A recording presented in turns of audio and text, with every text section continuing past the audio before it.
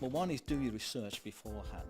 Research on the product so you understand the product. The best way and the easiest way to save money is number one, write out a list and stick to it. I think for customers it's an opportunity in today's market to have a look around, see what's on offer. How much for cash?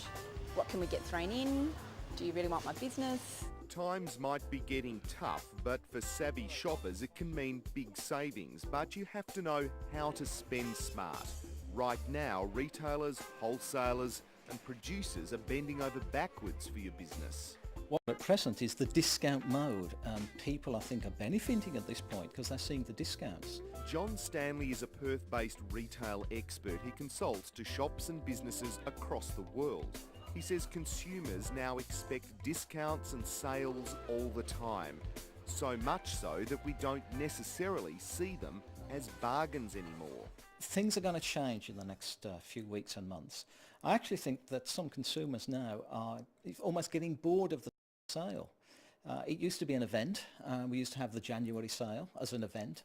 Now it's become the normal practice, and I think people are starting to say, where next? What do we do next? The next big thing is value adding and product grouping. The premise is that you've already got the best price you can, but what else can be thrown in?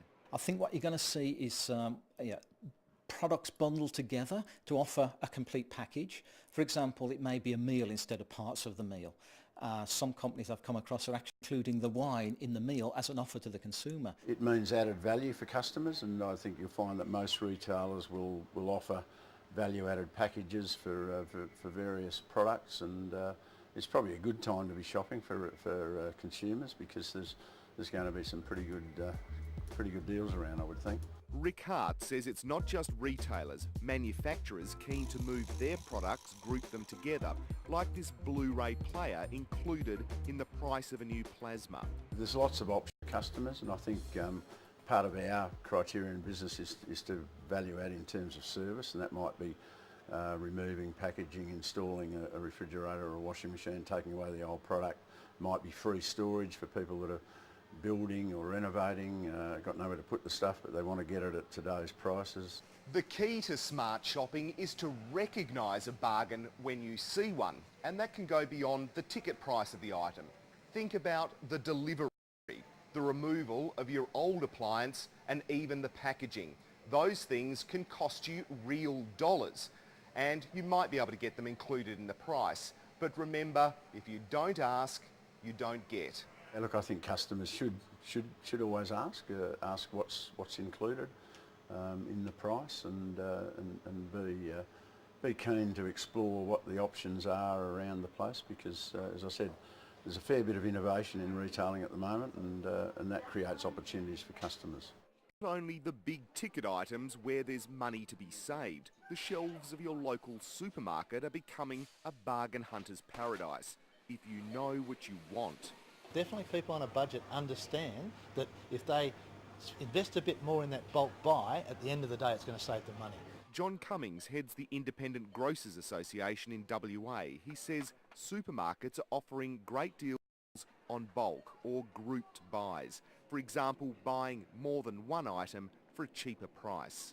Oh look, absolute genuine discounts. What happens is the manufacturer wants to shift some product. He comes to us as retailers, says we'll sell you this bulk pack at this price, and we basically sell it for what it costs us. So it's an absolute saving to the consumer, and the consumer, as I said, if they buy those bulk packs, at the end of the month they have saved money.